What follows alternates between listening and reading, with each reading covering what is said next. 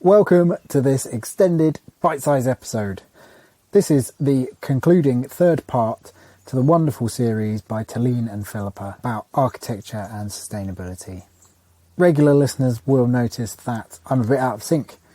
This week should be a full episode, but through a combination of me working around the country and a couple of last minute interview cancellations, I haven't got an interview for you. But rest assured, I have got some excellent folks lined up, and I should be back on track very, very shortly. Expect catch-up episodes and my humblest apologies.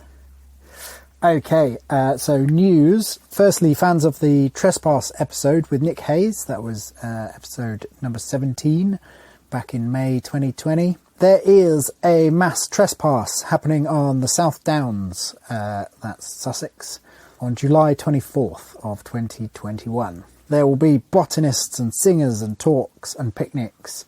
It's a very, very peaceful protest. It's a bit of a walk. It's all part of the campaign for the right to roam. So if you're interested in that, head to landscapesoffreedom.com. And it's worth saying that I'm going to be there. I think Flo Hamer from episode 10. I assume Nick Hayes will be there. And I'm pretty sure there's going to be some more building sustainability peoples. So come and say hello and hang out and have a nice time while gently campaigning for a really good cause. Next up is mega birthday Patreon giveaway news. This was meant to be the podcast birthday in April, and then it was meant to be my birthday. But I've been too busy, so this is happening in the month of July, but it's still the birthday giveaway. So this is, I've got loads of prizes, fantastic, beautiful prizes, and I'm giving them all away to one lucky person who joins the Patreon subscription this month, so the month of July 2021. And so the prizes we've got, there's not one, not two, but three beautiful shrink pots by John Mulaney. I am holding one in my hand right now. It's an absolute thing of beauty. I actually have three of these shrink pots that I keep my tea, my coffee and my sugar in, and it's a real joy to have these bits of art in your life every day. They're handcrafted beauty for things which are very, mundane, I guess, sort of every day, making the tea. I should also say that I've posted pictures of this on my Instagram, Jeffrey the Natural Builder, and on the Building Sustainability podcast Instagram. And I'll also put in the show notes links to all these makers. John Mulaney is, of course, for anyone that listened to the Cut the Craft episode for the interview I did for them, John Mulaney was my inspiration from other crafts. I find him one of the most inspiring people, and he will be on this podcast soon. We just need to find a time when we're in the same place. So other prizes, I got well distracted then. There are 2 spoons from Dave Cockcroft, episode number 2 of Building Sustainability.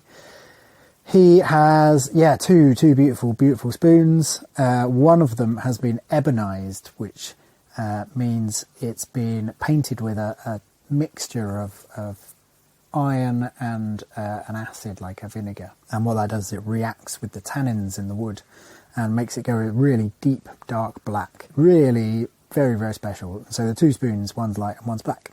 Very, very nice.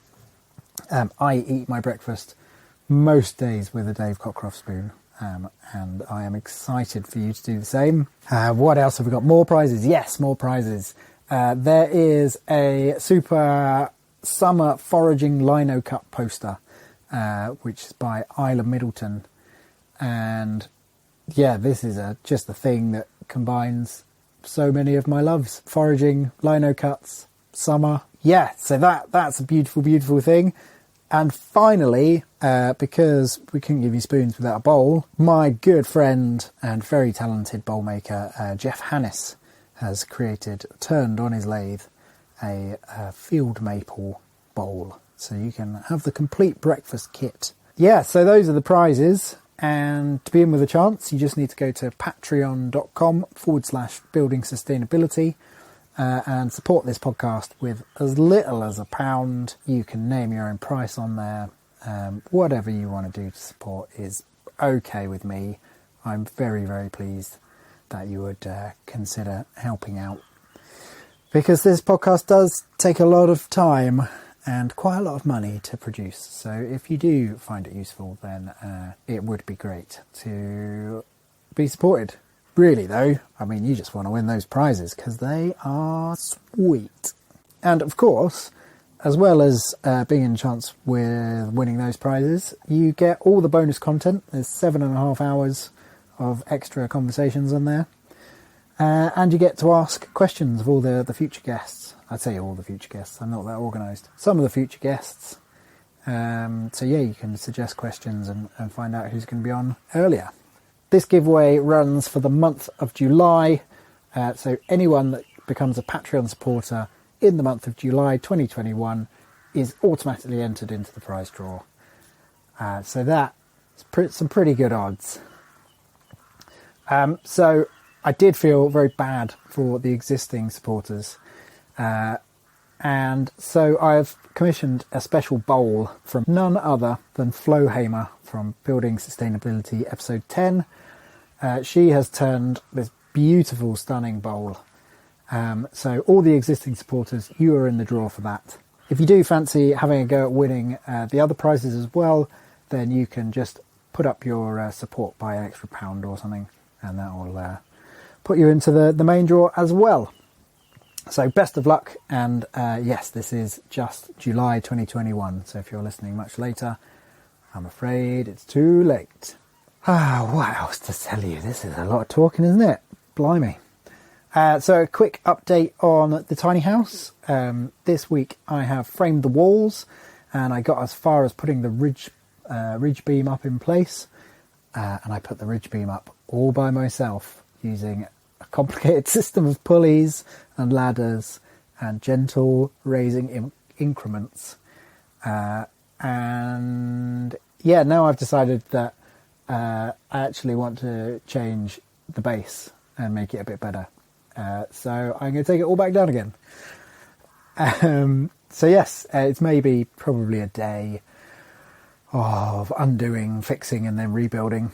But I think that when I compare that day to potential sleepless nights from feeling like I haven't done as good a job as I should have done, I think I will be coming out on top with just a day's extra work. Also, the roof metal is arriving next week, so pretty soon you should see a roof on it. If you do want to follow along, then check out my Instagram. That's Jeffrey the Natural Builder. I've been talking a lot about materials, specifically insulations on there at the moment, talking through some of my choices for insulations and why I've chosen them. And I should also say a massive, huge thank you to the team at Mike Y. They are heritage and sustainability specialists, and I have been going to them with loads and loads of questions about the insulation, and yeah, they've been a really good sounding board for my questions, and I've come up with decent solutions, and they've got all the products that I need. So yeah, this is my massive plug to say thank you to Mike Y and all their team. Yeah, do check them out, mikey.co.uk, I think. Right, well, that's everything from me. Do please enjoy this episode with Taleen and Philippa, and I will be back resuming regular service as soon as possible, hopefully next week, probably. Enjoy the episode.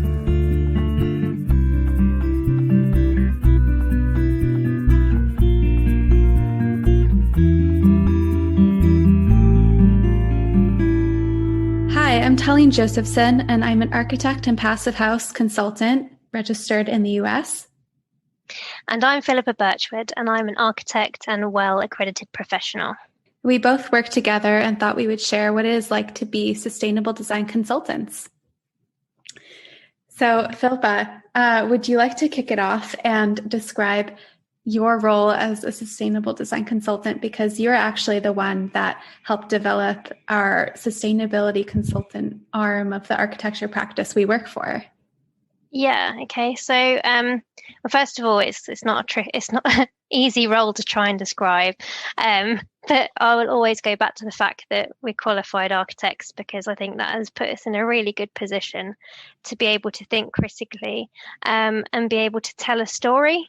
And that was the first thing that I wanted to do when I joined the place I work currently. I wanted to be able to tell a story succinctly about what sustainability means and what it means specifically to architecture practices. So I was fortunate enough in my role. I was given carte blanche to figure that out, and go out to conferences and absorb information.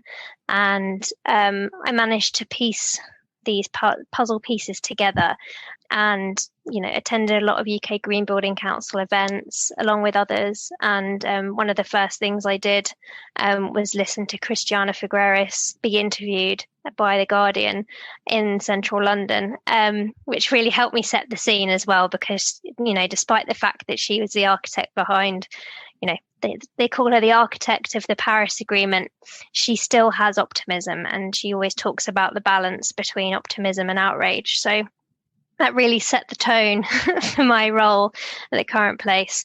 So yeah, the way, what I did is I'd learned about the EU Levels project, where they were trying to embed key themes throughout all the accreditation schemes across the EU. So you might have heard of things like BREEAM, LEED, things like Green Star, which is further afield. I think it's an Australian accreditation system. But they wanted to have some key themes considered in all of these accreditation schemes. And so I recognised those being relevant for architecture. So these themes are carbon control, which is the sort of mitigation, so reducing carbon as much as possible. Then water, resources, things looking at circular economy, and reducing materials, etc. Health and well-being, and I obviously since have done my my Well AP exam, which I'd probably say was harder than my A levels, for having to retain information. And then we've got resilience, which is the sort of adaptation element, biodiversity, and then cost and value. And when we talk about value, that's, social value, and just some things just can't literally be conveyed in monetary terms, but it's the wider benefit. And that really served as a framework for then me to be able to tell this story to the rest of the practice and bring them along with it. And also we use these drivers to talk to clients about schemes as well. And we've now developed sort of key performance indicators that we can put against each of these drivers. And it's just our language. And obviously there's many different frameworks out there. But fortunately, because of this EU Levels project, these themes seem to sort of slot in to things like the UN Sustainable Development Goals and other frameworks such as, One Planet Living, etc. So we hope that we've got a really good baseline right from sort of stage naught when we design. If a client decides, at stage 3 that they need to get BREEAM excellent, which does happen more often than not, it means that the project team should be in a really good position to have already considered a lot of the key themes that BREEAM would ask for. And, these things should just be embedded as standard, whether there's going to be an accreditation or a badge associated with the building or not. I was going to say, I think what's interesting in our role specifically on our team is that we're not just implementing these drivers and mapping these 7 drivers against internal projects. We're also consulting on external projects and external clients. So we'll have what our clients would be maybe developers or the owners of buildings, for example, as well as consulting with contractors on how to make their work as sustainable as possible. For example, running workshops and providing consultation advice on materials and, other aspects of the buildings. So we're reaching out beyond the internal like design team to the building owners. And then also we have the opportunity to do a bunch of public speaking, which then allows us to kind of send the sustainability message even further and reach even more people than we would be able to if we were just working on one-off projects, for example, inside of the architecture firm. Definitely. Collaboration is really important at this time. And I really strongly believe that anything that we develop, we share, and because otherwise we're not going to move forward as an industry. And yeah, it has been really interesting because I think probably when you are sustainably minded, you're the holistic architect, so you'll know. It's just a mindset, isn't it, that you can apply to anything, and it will be prevalent in our personal lives as well as in our work lives. So what I'd say to you is that has there ever been points where you felt overwhelmed with thinking about it just a little bit too much? Absolutely. I mean, it's kind of hard as well because we've all been inside for a year in lockdown, and you get overwhelmed with all of the news, and I'm on Instagram far too much, but it can be very overwhelming, and that can definitely have periods of eco-anxiety potentially induced by a particular news story, for example, or just the general thought of having a lot of responsibility that it kind of goes within it comes from our role. And I think you've mentioned this to me as well, that we have a responsibility to make a project or the firm as sustainable as possible. And that is a lot of weight on someone's shoulders. And it can create a lot of personal, like inner turmoil and eco-anxiety. So it's really important to have this balance between work and personal life and be able to turn off the social media a little bit and focus on your personal well-being, because you can't be effective in your like fight for, I guess, sustainability in the environment if you're not taking care of yourself. We'll be back after a quick break. Hey there, I'm Mick from the Mick and Pat Show. That's right, and I'm Pat. Looking for a podcast that's like catching up with old friends? Well, you're in luck. We're here to bring you weekly doses of lifestyle commentary, discuss culture and politics, and top it off with the occasional beer and film reviews. But it's not just about us, we're a community. Our listeners are our kin, and we let you all have a say in what we discuss. So saddle up and join the conversation at the Mick and Pat Show. You can check out our website or find us wherever you get your podcasts. Definitely. And I think probably both of us are in a similar position that obviously up to this point, we both really longed for a role like this. And then we've obviously got this role and we're privileged enough to be able to make positive change. And so therefore, yeah, it's, and also privileged enough to be able to sort of go out and listen to these conferences and really get the real truth and facts on the situation we're in currently. And so, yeah, I think probably at the beginning of the position I'm in now, obviously I still had the background community work going on top of just being very, very excited about this role. So, I was absorbing so much on the subject. And it got to a point where, my friends probably didn't quite recognize me as the same person, just because I just wanted to talk about it all the time, because I just thought this is the most important issue. Why are we not talking about it? And that it's fine probably after the first 5 minutes, but when I realized that I couldn't actually get my brain off that track, that's when I realized that I probably need to let some of my old hobbies back in. Read a book, read a fiction book, do some drawing, go for a walk, allow some breathing space so I can really be effective when I do decide to speak about the subject. Yeah, something else we've also discussed is beyond the effect, or I guess our personal well-being and how it affects our relationships when we're constantly thinking about like our eco-anxieties, is that we have to realize the scales of impact, because at our current position, we have a huge impact being able to reach potentially thousands of people, whether it be through public speaking or actually being able to implement sustainable design principles in a building that would affect not only the user, but the contractor who's building the building, as well as the people who are making the materials further along the value chain. But just being able to make those differences on a much larger scale in the built environment and kind of reserving our energy for that fight rather than kind of nitpicking at home between like our partners or our personal relationships with our friends, that if you consider the scale of impact and you consider where you put your personal energy, I think that can also help relieve some of that stress that you might feel. Definitely.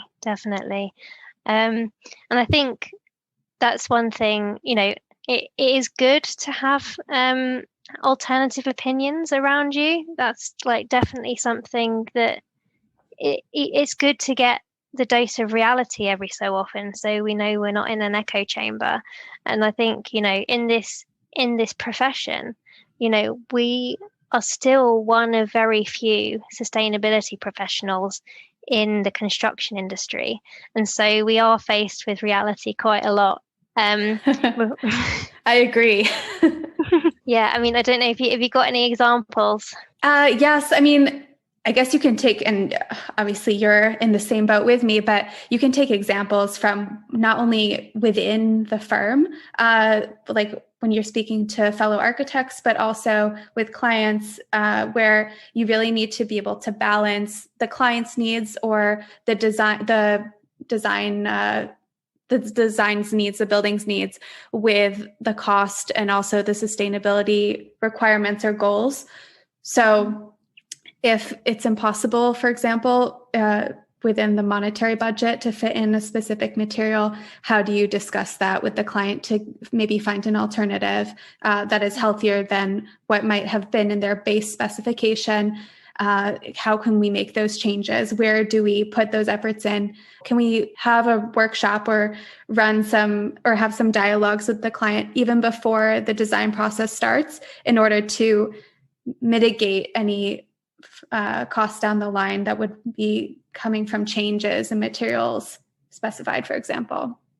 Yeah, I think obviously we are really lucky to have some really progressive clients, but obviously there are some clients that do require buy-in, and I think we've identified through looking at our sort of our value chain as architects, so to speak, and having a look at the RIBA work stages where we think architects have the most impact in creating, in setting the brief and sort of making key decisions. And I emphasize probably over and over again that really these things need to be considered at stage naught. Yeah. Ideally, I would arm all of the directors with a project appraisal against the drivers, explaining everything that can be done in terms of sustainability prior to even winning a job, because I think it's really important that as architects we show exciting possibilities and solutions when decisions can still be made, and highlighting the passive benefits, the stealthy stuff, which shouldn't affect cost if it's considered early enough. And I think with clients, there's all too often an association with of sustainability with high-tech solutions, and sort of your PVs, your renewables, etc. But that should really be the last resort after really considering the fabric of a design, the materials, and really driving down embodied carbon and operational carbon through the design. Yeah, and also considering location, orientation, massing, form factor, window placement, etc. Those are all our stealth solutions that we try to consider at the very start of any building design. We try to be in there at the very start, the beginning meetings as well, to make sure that sustainability is one of the inherent items that is in the project brief, so that And it can't be value engineered out. Yeah, and it is difficult because typically at those early stages, that's normally where we're not locked in necessarily to a commission. But, what we emphasize is, that 90% of a building's environmental impact is defined by the very earliest design decisions. So, we've really got to take that opportunity when we can, because I'd probably say the second sort of area where we can advocate is the sort of specification stage. That's when we're really drilling down on what materials we're picking. But even then, that's a bit too late. Yeah, I agree. But it's also, it's great to be able to have these challenging conversations with the clients, with the contractors and our fellow designers in order to find sustainable solutions that work in the modern climate, because we need to be realistic. Unfortunately, we can't have all of our idealistic dreams realized at this point, but we're making strong steps forward.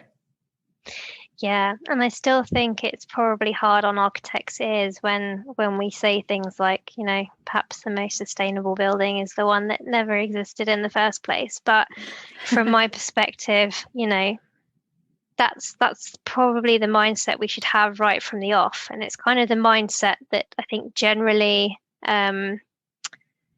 people that are interested in sustainability seem to have. It's just, is it required in the first instance? Can there be a clever solution that doesn't even involve a building?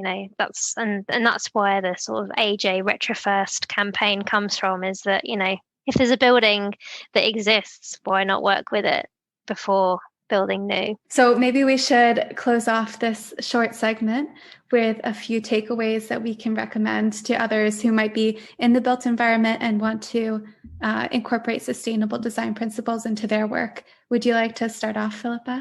Yeah, so one of the first things I did was look at our value chain as architects, looking right from investment, where does the money come from to, propel the business forward, right through till the end of life of our product. And our product as architects is buildings typically. And we mapped that against the UN Sustainable Development Goals to really see where our impacts are, and then we can drill down on those. So I'd suggest that would be a great first step. And obviously that framework is free, and it's something that you can use as a marketing tool as well.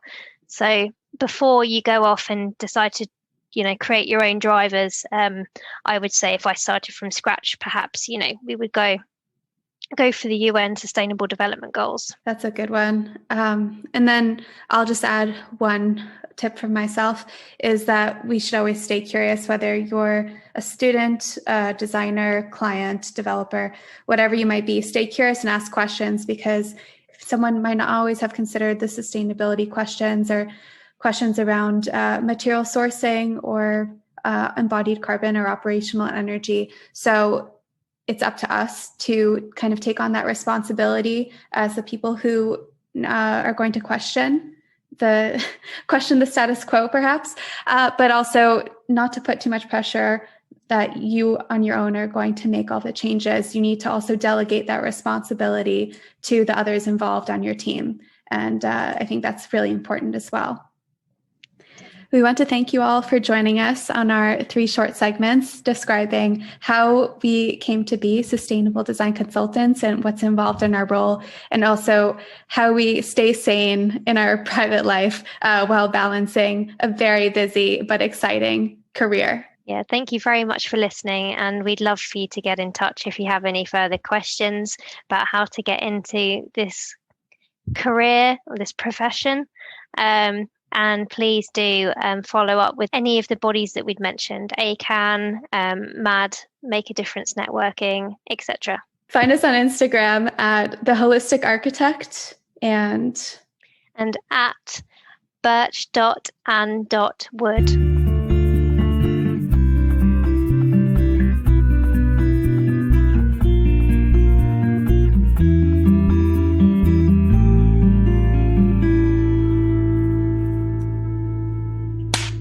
the bag.